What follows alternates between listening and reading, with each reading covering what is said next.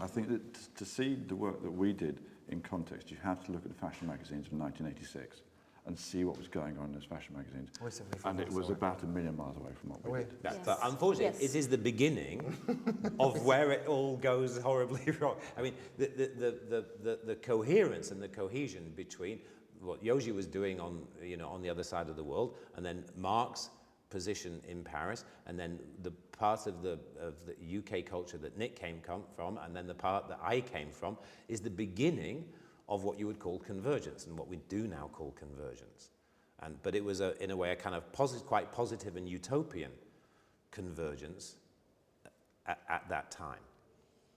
Thank you. That's clever to tell that. Okay. It's true. And I mean, the other, I mean, Nick introduced me into the system. That bit came next.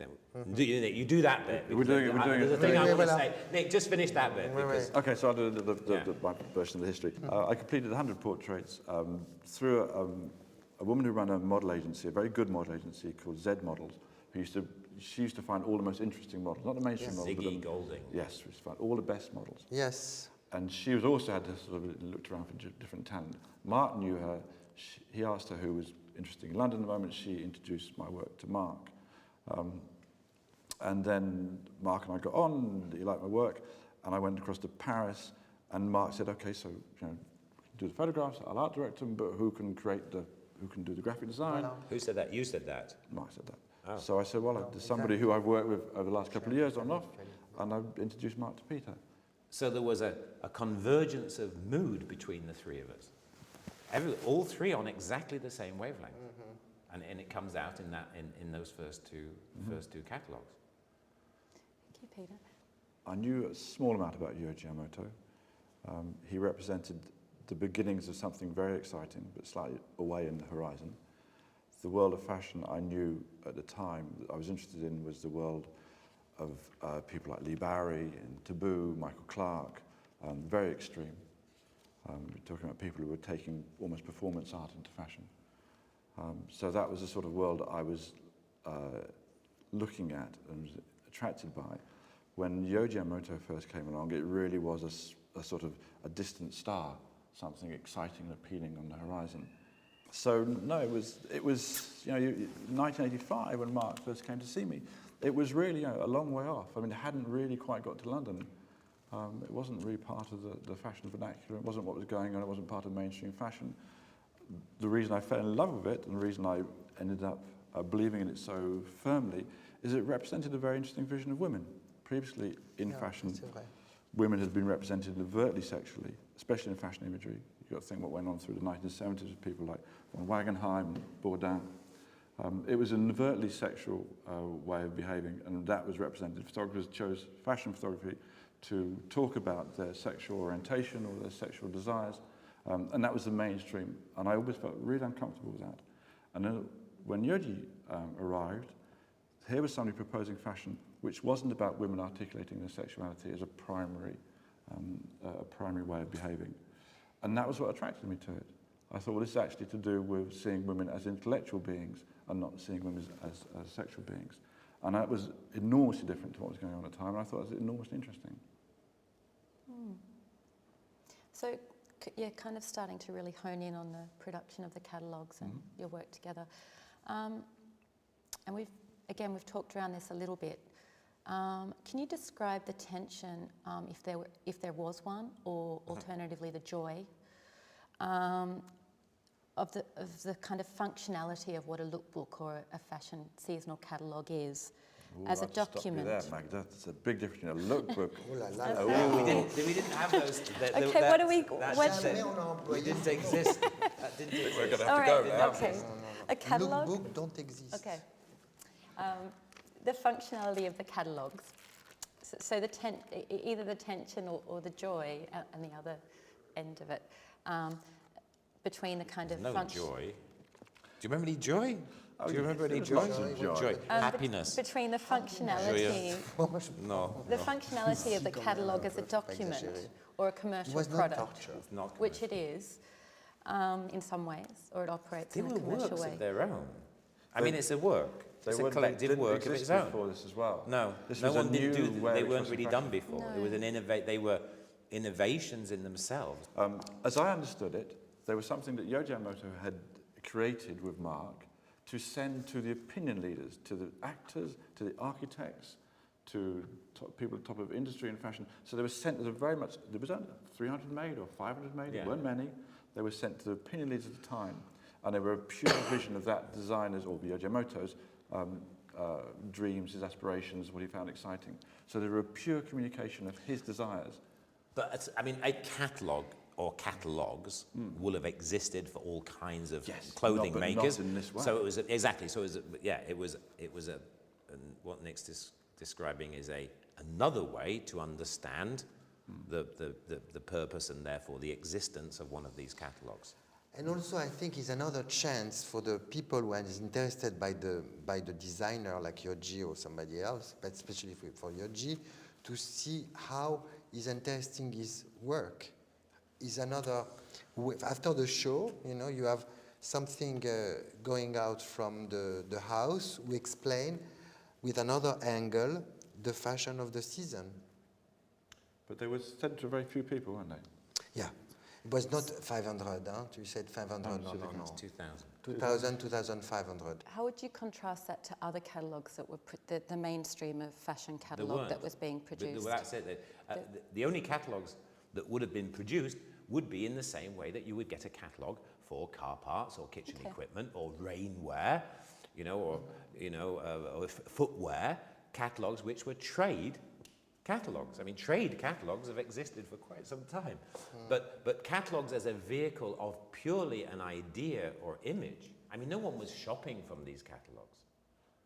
I mean, it's a very specific and very inspired marketing strategy, if you want to talk in terms now, that you send your pure vision created in a very artistic way, to the people at the top of to the opinion leaders. Yeah. It wasn't, of course there were catalogues, Littlewood's catalogue, Next catalogue, all those sorts of things, had nothing to do with it. But fashion houses were not using this way of communicating. They were taking out advertising campaigns, printed in magazines. That's not how you decided to do fairly it. Part of robust it, advertising campaigns. So this ad campaigns that attempted to do the work of advertising.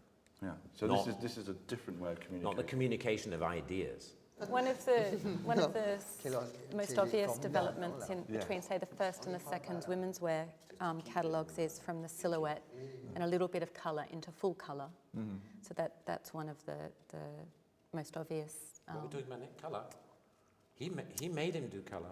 Yeah, well, I was just because talking about the need for development and different ideas from, as you said, you weren't signed to Yohji, so ideas change. The point is that we had to reevaluate. Mark's big thing was you have to kill off your darlings. So we felt we had a success. Kill off your darlings. Hemingway. I have never heard that expression. Kill off your darlings. Have you not? Non, parce qu'on moi j'essaie, I was trying to go further, but not to go further, but to change the feeling of the picture. Fashion is rotation. It's pop Voilà. culture. It changes every year, I was just every season. I was noting to Nick that to me, one of the most a very obvious shift between the first women's wear catalogue and the second is the colour. Yes. So That's Magda, well Well done, spotted. Magda, for getting us back on track. That's definitely an evident shift. So there's a few things around that I want to talk about. One is that I read that Yohji said, we can see the colours in a black and white photograph. We don't need colour. We don't need any colour in photography. Well, he takes drugs. And also he's spoken a lot about how about the importance of him to shape and form and silhouette, which I think is really important in the first catalogue. Can you just talk a little bit about the use of form and silhouette, and then, so I guess the first... J'ai pas compris. Réponds-toi alors. Let Nick do it. That's his pictures. Yeah, explain this, Nick. Explain. Yeah, Explain. I'm just Allez, interested vas-y. in, so this was the first catalogue, obviously. The second catalogue looks quite different. Il existe, enfin, oui. Moi, je pense qu'il y a une troisième après. So I just want to talk about the not attention, but between the use of colour and silhouette and form. Okay, well, Yohji's fashion was very, very largely black at the time. There was some colour in it, but very small. But it stayed very largely black throughout our time working with it. But the first 2 catalogues, that's actually the second catalogue. The first catalogue was a men's catalogue, and there was no colour in it whatsoever. So it was just black and white. And it was a very, sorry? It was square like a record. And the idea was, if you want sort of these highly composed, very structured compositions, and we were turning in fact, we were following the lines of his fashion, the very graphic elements within his fashion we were trying to express and visually. So, and the only piece of colour was on the women's catalogue of that season, which was the red bustle. Now, as I was saying to you earlier, that Mark would always say, you know, you've done this, so show me something new. So the next season, we purposely took the opposite point of view. Said, okay, let's work with colour. And the idea was the men's colour catalogue was all very beautiful, delicate, subtle Rococo type colours. This shows in daylight, very whimsical. And the women's catalogue, I'm right in thinking that went with that, was almost like as if these men had created these paintings. So it was done very like taking Yohji Yamamoto's collection, which is actually referencing Christian Dior, this is nice, and having them as paintings, colour-filled paintings. So if you want the paintings that the men had produced. I mean, Nick, that challenge that Mark proposed that season to continue but to go to colour, actually, it was one of the most important challenges put in contemporary visual culture, because it set Nick a problem, which led to that colour formula. So how to make colour as strong as black and white. Yeah, right. Give me Technicolor colour. And it was, I mean, it was technically, technically, I mean, radical at the upper scale of radical. It was like a kind of quantum leap forward that was Nick's response to Mark's. We need colour. And I thought it was you've described your discovery of the process as an accident of this use of through the processing. I don't think it was an accident at all. Sorry? When someone first did it, it might have been an accident. It's an accident in the way that Lee Miller exposing Man Ray's film to light was a solarization accident. Yeah. This technique of taking colour transparency film and developing it through a colour negative developer produces a high contrast colour negative. That had been used very early in the 1970s for advertising a couple of times, but never really taken much off. And as I said earlier on, the overwhelming trend in colour fashion photography or colour photography in general had been a seeking of realism. Yes. And therefore and transparency. I mean, in all commercial professional photography, up until 1986, had become transparency. I mean, I did not know. I didn't think. I mean, as I was working as an art director, doing a certain amount of work, and I didn't really know that there was anybody who even did colour negative anymore. Never print. No. Nobody. Everything was transparency, and Nick's shifting of photo culture across to colour print. Yeah. Pretty much then, it kind of creates a new situation that runs. It actually runs right through. It takes you through to Photoshop. Yeah. If you're looking at almost a sort of accepted term of photography is a search for realism and a search for realistic colour, at the point where we start using photography and having prints made rather than colour transparencies and looking for a manipulative way to treat the image, then you're back into a school of photography which does touch to Man Ray, to Blumenfeld, and in the later terms, what people are making, it goes towards the idea that a photographer or an image maker can change the moment that he or she takes a photograph. And that's what we have now with Photoshop and other manipulative techniques. And just, this is, again, this idea of not a literal, about sort of following on from that, but this is a kind of a more formal proposition, I guess, I want to discuss to start, Nick, and see what you guys all think. But, you know, this is, I love this book too, but this is Penn's Woman with Roses, one of my favourite fashion pictures of all time. And John Sarkowski, the legendary curator at the Museum of Modern Art in New York, wrote brilliantly about this picture. And he says, perhaps the essential nature of this picture can be more clearly seen if one covers with a sheet of paper the model's beautiful and seemingly tiny head. It is possible that only a modern viewer would be able to identify what remains as representing a woman's body, rather than the silhouette of an orchid or a scarified tribal priestess in ceremonial headdress. And he goes on to describe the true subject of the photograph as the sinuous, vermicular, richly subtle line that describes the silhouetted shape. And I just thought that was really important in the relation to your... So I sort of wanted to do this. When I did that, I just loved, I don't know, I just wanted to see I if think you you have had very any... different thinking. It's interesting you quote him saying that. There's a difference here. This is a picture taken by Irving Penn of his future wife. And I'd have thought the primary source of inspiration would be that man's relationship to that woman. I think is fundamentally important in that picture, yes. Fundamentally important. Very much so. This, you can see, isn't about my relationship to Sarah Wingate, who's the picture. And it isn't about that. It's primarily about my relationship to Yohji Yamamoto and his oeuvre. And where I would take slight difference from how Peter put it, I think the clothes do tell a narrative. I think the subject matter comes from the clothes. I think the narrative of a fashion photograph is imbued in the clothes and is given off by those clothes. So I'm following the narrative that the clothes are already dictating to me, and I'm not wanting to personalise it. She's in silhouette. I'm not wanting to enter into some sort of supposed relationship between photographer and model.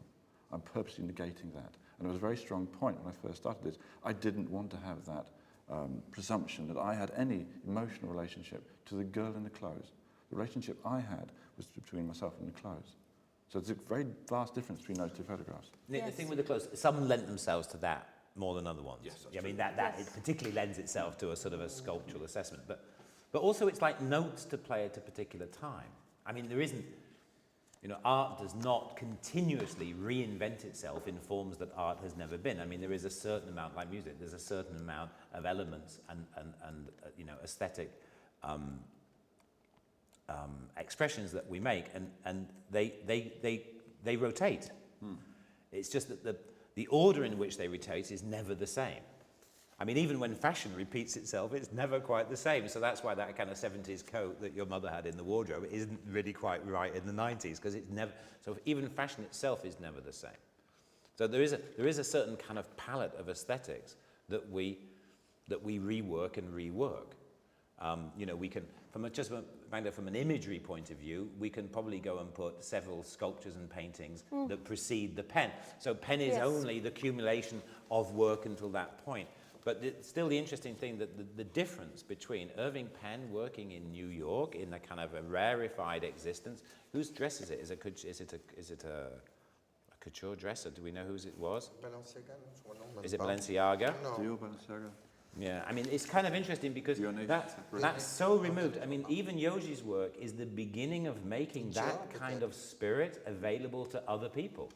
You could walk into a shop in Paris and buy this. Anybody could. And interestingly, even then, you couldn't walk into a Balenciaga. It was not so easy to just do that. And people wouldn't. Even if they could, they wouldn't. Yes. They would be afraid to walk in to the shop. So this is all part of a kind of, the sort of socio-cultural evolution and the quotes and the references and I mean, sometimes it's very knowing. I mean, there would be times that we would do things and the reference is part of it. I mean, it's a knowing reference. That's where you make the quotation. It's not to sort of, sometimes it was to show something that you thought wasn't known. But another part of it is also to show something that is in some way familiar, to say, we sort of see it in this world. Nick, I'm interested in what you said about this sense of not wanting to have an emotional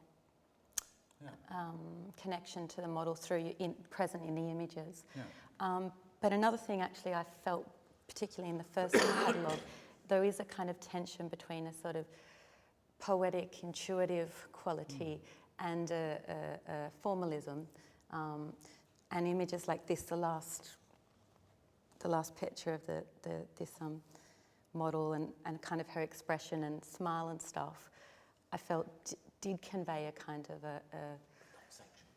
No, like an emotional intuitive, that sort of balances in a sense that some of the formality and the silhouettes. Yes, you have to, it's an interesting story. Well, hopefully it's a true story, and maybe it isn't. When we went to the next season, next catalogue, I photographed Naomi Campbell. Naomi Campbell was a young girl, 16 or 17 at the time. All the pictures, her face is in silhouette, or blurred or moved, so that. And after 3 or 4 days of photographing Naomi, she realised, in fact, I'm just taking away her personality every time. And so because she's a clever girl, she finds a way of reintroducing her personality. So for the last picture, I was photographing the dress from there down. Naomi clamps an apple between her knees, which gives the whole picture her whimsicality, exhibit her personality, etc. And she's found another way of expressing her personality. And that taught me a very interesting lesson on including that. I wasn't including my relationship between the model and myself, so I didn't think it was appropriate. I didn't feel confident to do that. And it went against a lot of what we talked about, how I was reacting against photography at the time. So it was, for me, it was a lesson in this slightly kind of obstinate way of I'm not going to photograph the models, I'm not going to show the faces, I'm not interested in that, I'm interested in the clothes are amazing. And then suddenly Naomi forced her way into that and made me reevaluate that position. And it's again how you change when you work. It's a learning curve, isn't It's it, a through the whole thing? Absolute learning curve. And then I think perhaps in the Susie Bick, right? Yeah. That, you know, there's also and there's the page where there's kind of like a wink, isn't there, between her eyes closed and eyes open. So there's like a playfulness and a sort of with the model and that wasn't. I don't know if he shot it for that, but that's also partly when you have the material. There's another part of it is what the relationship came from well, Peter not and Mark. whoever it was Mark's idea, whatever. But it was the fact that there were 2 pictures. So there's the possibilities in the entire process because there was no predetermined number of pages or number of pictures. There was nothing that we had to follow. So therefore, even after Nick had done the pictures, and then he had all the opportunities through printing and colour to introduce more other possibilities, and then we had all the possibility of how many pictures we took, and what we did with those pictures, the relationship between those, and you're right, the Susie one is a little bit of kind of, it's almost like an animation, it's like a flip book moment between those 2, but we did that because we could. yeah. You know, no one's saying, well, we've already had that dress, so we won't give another page to it. I mean, none of this. I mean, you don't see that in a magazine even, because somebody will say, we've given a page to that. We've talked in a really interesting way about the kind of ethos of the ethos of the collaboration. We've spoken, I think, in a really interesting way about that. But I think it'd be nice to just pull into discussion of some of the specific images, which we've done a little bit just before we broke. Yes. But I've got another couple of points of reference that I'll just bring up with you, and if you'd like to. Oh. It's okay, we can handle it. Alors? It was the lookbook thing, wasn't it? So the third women's catalogue, the Spring-Summer 1988, again was a point of departure in that it's shot, one point of departure is that it's shot against black, not against white. So can we talk about that? Je me rappelle plus lequel catalogue what he's C'est le talking. noir avec Christine Oren. Ah, He had a nice idea for that. C'était très difficile, ça. This one, it was very, let's say, the truth. The collection was difficult. The collection was really difficult in a timing of the fashion world, because we are not doing only imagery, we are doing also what makes them interesting, this catalog. It was also, I don't have all the words of Peter Saville when he's talking, the zeitgeist and everything you say, but something where we resume fashion also. And it was actually, the collection I think was very, how you say, comme des paysans, like paysans, ou des gens only dark color, and it was starting the explosion in Paris of Christian Lacroix. Can you imagine? Color Tu vois, c'était vraiment un truc. yeah. C'était vraiment un truc. Yeah, also like a rural. I think there's like a was he from Provence? Was it Provençal? There was like a campagne kind of thing. No? Oui. With, Et puis it was like the starting, Christian Lacroix is the starting of the fashion house, We go back, stop with the Japanese new couture. New couture. Et stop, no, not stop with the Japanese, but that sort of girl, the girl look, more girly, more, and the show was not a big success, I remember. It was not like people said... Also, it was the beginning of couture being hip again. Yes, voilà, tu te rappelles très bien. C'était ça. And we found the solution. No, it's true. And it's true that we done something where always me, and I'm sure Nick and Peter, have the feeling we have a couturier in our hand. And also, Yohji is a very strong couturier. He have incredible sense of cutting, and we decide to do like a couturier pictures, like in a modern way, not in a retro way, not in a. That was a departure of the idea, to react inside this big hat with flowers, and we have big hats on this one, and we decide to show this hat in a very contemporary couture, because this hat was big. Yeah. You don't see hats anymore, actually. C'était incroyable. But it was a summer collection. It was a summer collection. It was how I remember it was 2 visions of summer, wasn't it? Yeah, well, the oddest thing, the men's thing was another thing, which was in a way more like a kind of post-war kind of movie moment with colouring. But for the women's thing, the more attention to detail, to the object, so to look at the clothes and the hats as things. But then you shot it all. The first fundamental, kind of challenge was that you shot it all.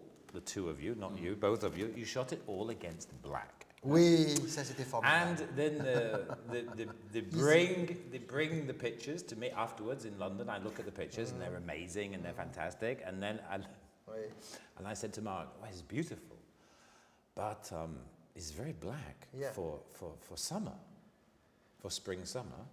And then he look at me. He look at me.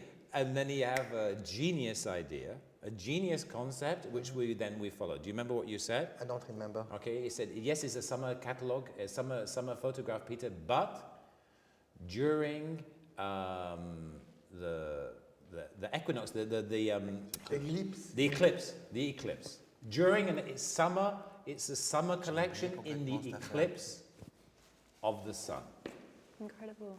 So this was the idea, because this is how we made the cover. The corona, the cover. The cover is like the inspiration is the corona of the sun. Ah oui, c'est clair. Oui, ça c'est clair. Yeah. Ça, it was a nice idea. Yes, Peter is summer, but is in an eclipse. J'ai dû penser ça, mais you forget sometimes. So I remember it as being summer in space. You remember Summer in space? Oui, c'était or ça summer in aussi. space, same thing. Yes, summer in space. Summer in space, and also a very funny thing. We would like to put also dark eye inside the girl. Oh, we did, didn't we? Remember, we put lens, black contact on the girl, but we cannot make the picture because she looked like too much like a zombie. I remember. At the end, we stopped the idea. We to put black. We were very, I mean, it was a sort of Space 2001 reference, the idea of the sunlight in space, and the black contact lenses and the kind of, but we took out the black contact lenses. No, c'était pas But wasn't possible. it, that was the men's catalogue, was the balloons catalogue at the same time? Was that the same season? The red shirt and kind of, Gary Cooper. Wait. So that was, if my memory is correct, the corresponding men's campaign. Of the black. 1988. Really? Yeah. I think I'm right. I might be wrong on that. Yeah. That was a sort of, a Hollywood version of Summer, a kind of, all Hollywood musical version of Summer. Very Hollywood musical, yes. Right. So everybody happy and everybody laughing. And of course, that hadn't been seen before in Yohji Yamamoto clothes. That people didn't laugh. It was very serious and very... It was up. Yeah, and this was a kind of laughing, Yeah. sweating, all the things you don't see or hadn't seen Yeah. traditionally with Yohji Yamamoto. How does the making of the men's and the women's catalogue, did you make the women's first, then the men's, or were they done at the same No, time? I think I don't know. I don't remember. 20, tellement longtemps. It was sort of always within Right. reference to each Yeah, other, yeah. but not necessarily And one we shot strictly before 5 days men, 5 days women. Tu te rappelles, on avait quand même. The showing of the collections is at such different times. Yeah. The collection, the original collection. So the mood can shift dramatically. I mean, yes, one is for men and this is for. Sometimes there was an evident correlation between some men's clothes and the women's clothes, and other times there was no. No what? I mean, I remember because Nick and I went to the show of the men's collection, and we were a little bit, oh la la, what is it?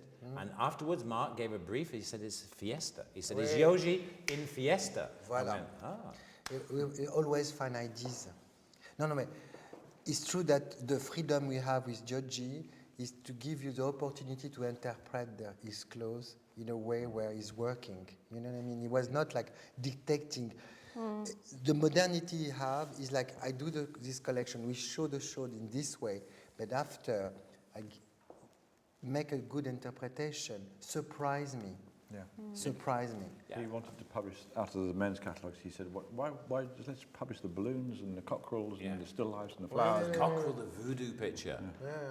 That's a great picture. So he was never saying you must just show my clothes. It was always the idea of, re-show me my dreams or surprise me. And, or, and I think it is fair to point out that even though there was like a dialogue in the work with Yohji, Yohji did not sit with Nick and Mark No. the day before a photo shoot Never. and give them some kind of brief or direction. I think that Mark had some conversation with Yohji, Oui. but probably not much, because a couple of years No, later, I mean, some. a couple of years later, when Mark wasn't there and I had to do something for Yohji on my own, there was no dialogue. No. I said, "Yohji, would you like to talk about it?" And he said, "No, I want to go home to He Tokyo." do the same for boutique, for many things. And he'd just say, he'd go out of the room, turn back and say, "Surprise me." Voilà. And he's gone. Surprise me. And that would be it. So it was, when Mark would go to Tokyo with the pictures, He's, you didn't know for sure what's going to happen. yeah. Thank C'est you. excitant, ça, c'est excitant. It was exciting, that. Exciting part. Another image that I really like is the men's autumn-winter 1988-89, and the front cover is a black guy and he has like Oui, a oui, white c'est très belle. face. And that was done with Linda Cantello, the Yeah. makeup artist, and I loved also the image inside with the black model with the face painted. Oui. And I just thought that was a nice starting point to talk about, your work photographically, but also with, someone like Linda, the collaboration and what that added to the production. Well, technically, that's a shift from medium format photography to 10:8 photography, which is a big shift. Yeah. Catalogue was, Right. And it's for a photographer, it's a big shift because you go from a camera that you can look through and see the image being taken to a camera that almost certainly you can't move. It's like a big television on a lamppost. You really can't work with it. So to begin with, you can't work with it in that way. So you tend to work in a different way. And they never go back. And you don't, because No, they're you set the scary, bar as they high as never you go possibly back. can. So that was the and then first that you did with that the was the lodge. first 10x8 catalogue. And it also starts to inscribe a different relationship between yourself and the sitter. So instead of sitting here and having a camera between us, and I'm looking here and you're looking here, I have the camera here, I'm holding the cable release, and I'm looking at you. So there's nothing between us anymore, which is a much more personal way to work with somebody. So it's a different way of working. Really different. And then that's, Extraordinarily good for the clothes. yeah, Or and the sometimes too and the good. I mean, detail, it yeah. gives you some That you see advantages and also every some details. challenges. And also, to be honest, this collection sell very well inside the store after this catalog. Actually, it was a very important moment for the men's fashion. And then working with someone like Linda Cantello, and you've also worked with incredible hair artists on the catalogues. Can you tell me about the idea of the streak, the white? Yeah, what was that about? Remember? I can't remember now. To be very truthful with you, I can't remember directly. I remember a funny story, but not a real story. I remember that c'est Cabina, no? Ouais, C'est Cabina. Linda Cantelo avait fait le truc comme ça, the big white thing. He cannot move at all, you know, because if he moves, everything is like all day long. He was like that, and So the last shoot, he started to laugh like crazy, and everything went. But that's a story like that. But I do not remember. Well, on with like Linda and Ouais. others. Lopez. Yeah. Okay. Marc Lopez, ouais. Did they have did you and Mark, or did Mark create also a little bit of freedom, a bit of autonomy for them to step into? Yes, I mean, it was a little, some guidance, but then not absolutely, this is what you have to do. No, I don't think there's any point in working with people No. in that way. So, but I'm just saying that it's like relevant to the whole thing. Yes, Yeah. indeed. In the same way, the relationships between ourselves and Yohji, Oui, Linda, with libre the quand team même. with Yeah. hair and makeup, is you have a certain amount of sort of freedom and a certain amount of encouragement to let them indulge and to Bring find something what they, that you don't have in your. I mean, the problem with so much of the work is there's no spaces for anyone to bring anything to it because it's been predetermined and approved by a committee, and you can on the shoot, or you can see a better way to do it, but you can't do it that better way because it's been approved this way, Yeah. and nobody can bring anything, and I think there was the models brought something. Everybody brought something to the work. And these are sessions that happen over the course of 5 days and 5 nights. So it's very much that you enter into the studio and you're there for a week, and in that you might do nothing the first day or nothing you want to look at. You might do nothing the second day. And for one of the catalogue with the leather cover, City Smoking, I think we worked for 5 days, maybe longer, and we only produced the images at the end of the last day. It was the middle of So that freedom allows people to find something new and Ouais, spontaneous. Fabulous. And that's what's happening now. Is it's a very different way of working now. Now shoots are reduced down to 1 day. It's all pre-planned. It's not quite the same. I know there are other times you take it back even further. There was very little prerequisite of what you had to shoot. I mean, I've been on shoots where you must do this bag, you must do this coat, and yes, we like it, but maybe not, but you must do all these things. I mean, there was some one or two pieces that Mark would know were valuable to be in the thing. And also, I have the feeling that he done things where he's relevant to show very well. He was the first to show that sort of trend, and I think it was important, his fashion also, because he was like explaining, because he was designing something important, and I would like to be, but if we don't succeed on this important clothes, we don't do it at the end, because what remains in our hand is the best picture. The picture is, if the picture is good, we don't think so much about the clothes. You understand? I mean, Yes. sometimes all the way through the entire process and the whole editing, Mark would say, no, I have to have this picture because it's important. It would be important. I have to have this picture. And then finally there would be a solution that didn't really include this picture, but he liked the solution. So he said, oh, Tompi, bye-bye. and forget this picture now, which was so important for the last... Interesting and different way of working. If you take it back a little bit further, you take it back to the beginning of the 70s and how photographers and fashion worked in that time. You know, someone like Bob Richardson, who, as I understand it, would go away with stylists for 2 weeks to somewhere hot and sunny. C'était beau, c'est ça aussi. So you have 2 weeks of model stylist, Angelica photographer, Houston, exactly, creating some sort of world to live in. And that's where the photographs come from. In the 80s, we have 5 days in a white studio in Paris creating a world. Now what you have is a situation where they're saying, okay, you've got 1 day and the bag must take 75% of the picture. Yeah. That's a very different way to create imagery. This is Totally. the point. But it's what we talked about Yeah, earlier, it's- that it's it's great. not Voilà. about, Yeah, it's great. not about making a statement now, it's about something else. Because it's advertising. They are becoming, it's not imagery anymore, it's advertising. And that's the point. And it's not anymore I mean, the freedom of nothing. Okay, I've got 2 more questions Good. that I hope do we have time for 2 more? The first is for you, Nick, and it's about, I guess, what I think of as this being quite an extraordinary moment in the history of photography. Because if one thinks about, and the history of fashion image making, I often think that the key moments are linked to technological innovation. So, smaller cameras, faster films. And I suppose the most contemporary development is the digital revolution. And that, so if you think about that as being early 1990s, this is right before that. Now, in one sense, and we've spoken about your use of colour and the process, colour processing. And so I think that in some senses, you as an artist, the digital revolution is irrelevant in a sense that you would have continued working in an experimental, process-driven way. But I think obviously the digital revolution then kind of became really important to your, not to your independent vision as an artist, but you've used that in a particular and strong way.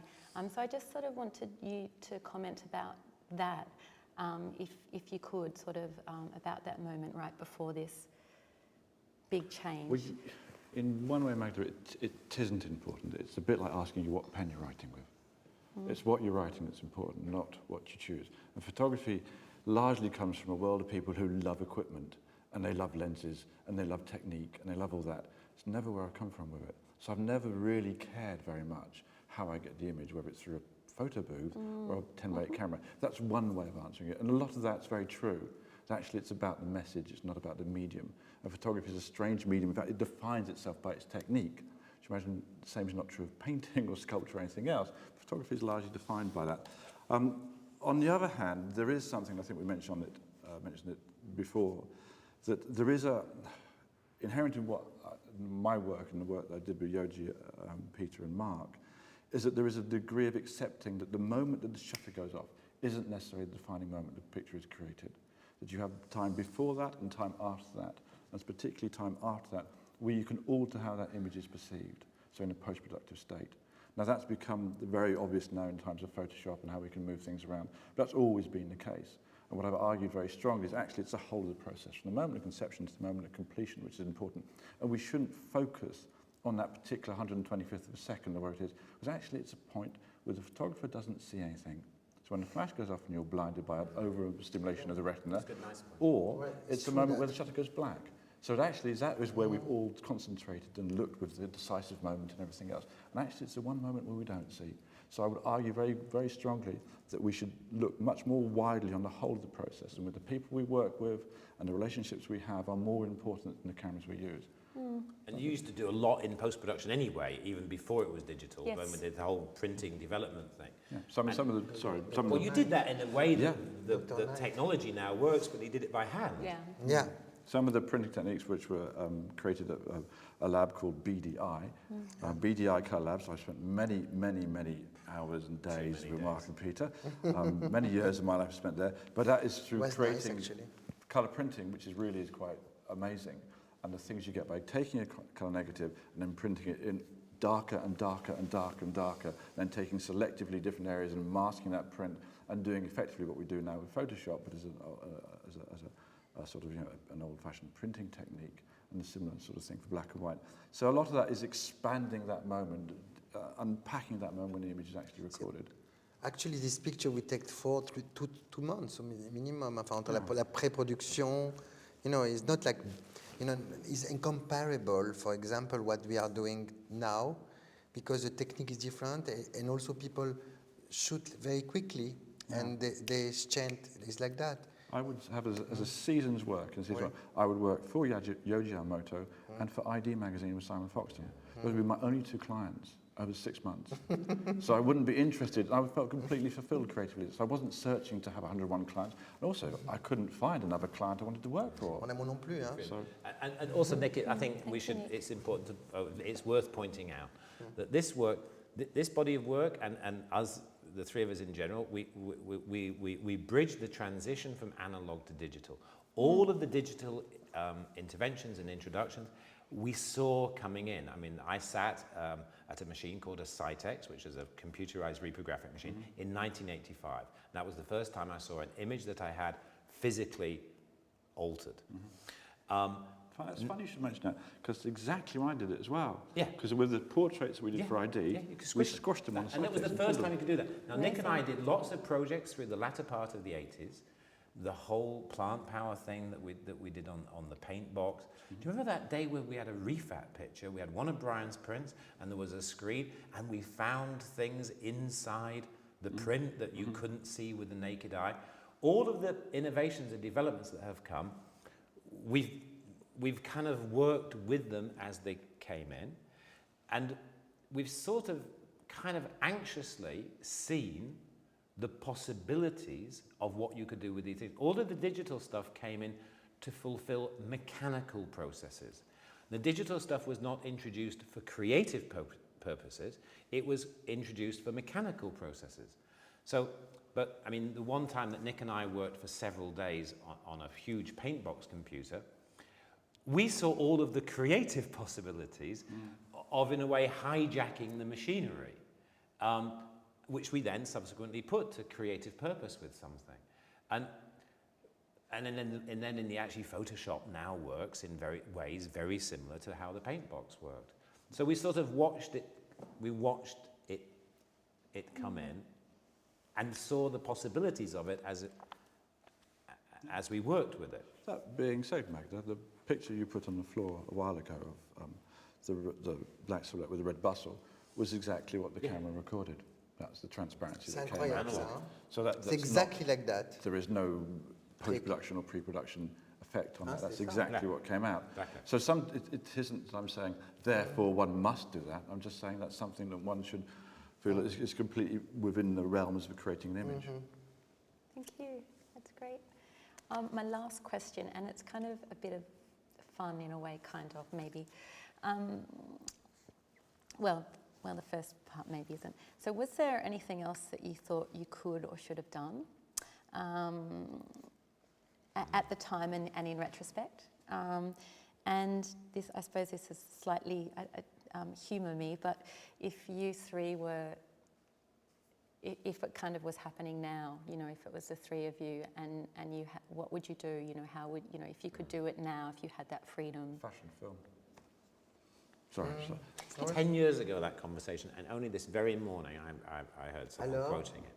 10 years ago, Nick and I sat and had a conversation about motion image and fashion, and what the internet and what new media might offer to fashion. And you always said, imagine we did Yohji Yamamoto's Red Coats. The Red Coat movie. As movement. And it's taken 10 years for it to now become, it was David James' interview this morning where he says the future of fashion is film. Really? And I read that this morning, and I turned to Anna and say, well, not much point being more than 10 years ahead of your time, being 10 minutes ahead of your time, but as opposed to being 10 years ahead of your time. It took 10 years. I mean, Nick has waited and pursued patiently the entire SHOWstudio project for a decade to see it just begin to become evident and you know, kind of realistic. It's taken 10 years. Yeah. Before can I just say one thing about a lady called Madame Ishikawa? In the realization of these catalogues, we received, and it's pertinent to me because it was my studio that did the artwork, in the creation of all of these catalogues, we received 100%, 200% support from Yohji Yamamoto Company. Yeah. Never, ever, ever did they fail on fulfilling the specification that we requested. And you know, designers always go for what they hope for. You know, they say, let's ask for this and then we'll settle for something less. We would ask for these things. I asked for the catalogues to be thread sewn, for them to have dust covers, for them to be this kind of paper, this, and they always fulfilled it. They never, there was only one occasion, and it was with that black catalogue we were discussing, that I received a fax from the lady that Mark referred to as Madame Ishikawa, head of production. She sent me a fax saying, Peter Saville, thread sewn, not possible this time. And I turned to Brett Wickens, who worked with me, and I said, they finally realized how much this costs. And I wrote back to Ishikawa and I said, I understand, is it a problem for budget? Which it would be. I mean, thread sewing catalogues is crazy. You thread sew expensive books, not black. catalogs. You want black thing. Yes. And no, and I hadn't even thought of it. No, Ishikawa wrote back and she said, no, it's not a problem for budget. But black thread for sewing books, not possible. And I just thought, fine. And then she said, but we source black staples. C'est vachement bien. I was just stunned by that. We hadn't thought of it. The entire catalogue in black was then going to have white thread. And they were amazing in the Yeah, support. This that's amazing. for sure. Yohji wanted it, and so they did it. They fulfilled it, which was amazing. Thanks, Peter. And besides fashion film, was there anything at the time that you felt, oh, I wish we'd done this, or if we had another season? We talked about forming an agency at one point. Do you remember that? No. I don't know when it... Oh, Jesus. Yes. Yeah, we did. At one point in the late Attends, 80s, it alors. became evident that maybe, Alors, c'était because quoi? there was no agency in the world that could do fashion. Ah oui, oui, oui, Yeah. oui, oui, oui, ça There c'est is vrai. still no agency C'est that vrai. can do fashion. Agencies Ah oui, c'est clair. Agents ça. operate on interpreting the trends to the mainstream. It's fashion that sets the trends. It's very difficult for an advertising person to sit down in front of a visionary, fashion person. But we thought it would be interesting to create an agency that to some extent understood the process of advertising for fashion. And we talked about it, but we didn't do it. No. Thank you. Voilà. Thank you so much for your Pleasure. time and My ideas pleasure. and thoughts.